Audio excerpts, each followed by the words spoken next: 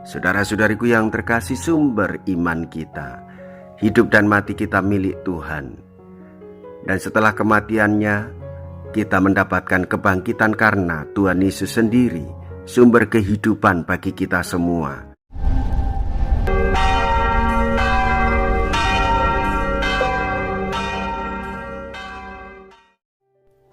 Saudara-saudariku yang terkasih, hari ini Selasa 19 September 2023, saya Romo Sika dari Paroki Santo Yusuf, Surabaya. Dalam nama Bapa dan Putra dan Roh Kudus, amin. Hai pemuda, bangkitlah.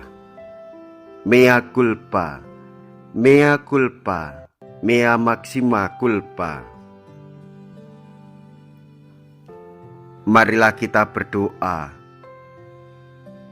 Allah Bapa Maha Pengasih, berilah kiranya kami pewarta-pewarta sabda-Mu. Tunjukkanlah bahwa Engkau hadir di tengah-tengah orang yang berhimpun demi nama-Mu dan saling membawakan kedamaian dan kebaikan.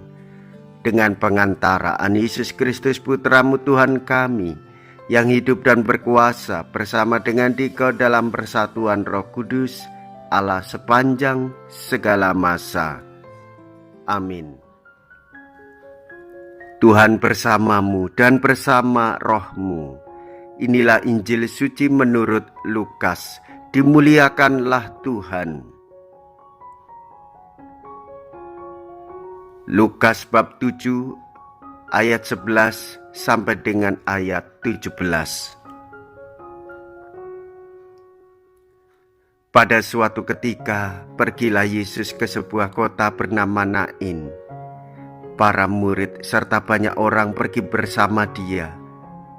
Ketika ia mendekati pintu gerbang kota, ada orang mati diusung keluar, yaitu anak laki-laki tunggal seorang ibu yang sudah janda. Banyak orang kota itu menyertai janda tersebut.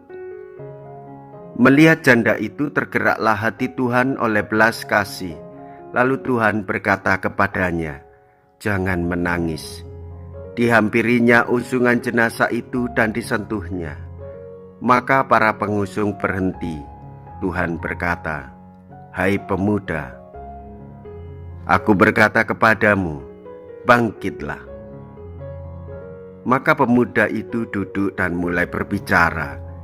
Yesus selalu menyerahkannya kepada ibunya.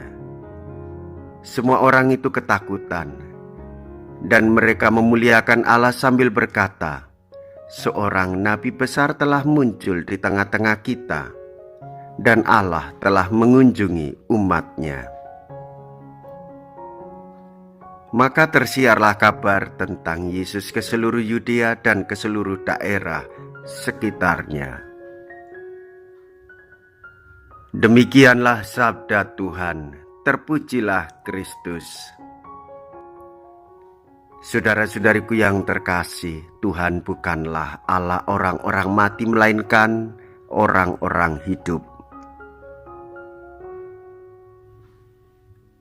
Yesus memberikan pemecahan atas penipuan diri itu. Allah bukanlah Allah orang-orang mati, melainkan Allah orang-orang hidup, dan menghendaki agar semua hidup seperti pemuda di Nain itu.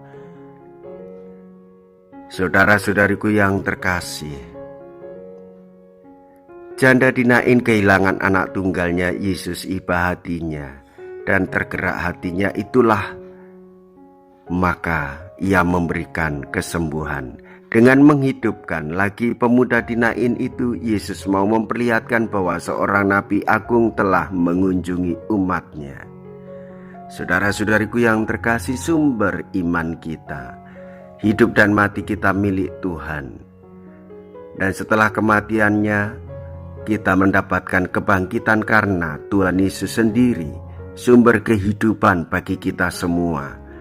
Oleh sebab itu, wartakanlah dengan penuh sukacita, menjaga, merawat kehidupan, menghormati orang lain, jangan sampai mencelakai atau melakukan perbuatan-perbuatan jahat. Karena sebagai orang yang beriman dewasa, menjaga hidup kita dan juga menjaga hidup orang lain, karena Tuhan Yesus sendirilah yang memberikan kesadaran pada kita untuk senantiasa menjaga kehidupan. Marilah kita berdoa.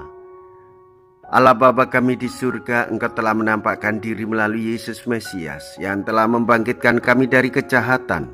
Semoga Engkau berkenan mendampingi kami dalam segala perbuatan baik yang Kau tunjukkan kepada semua orang.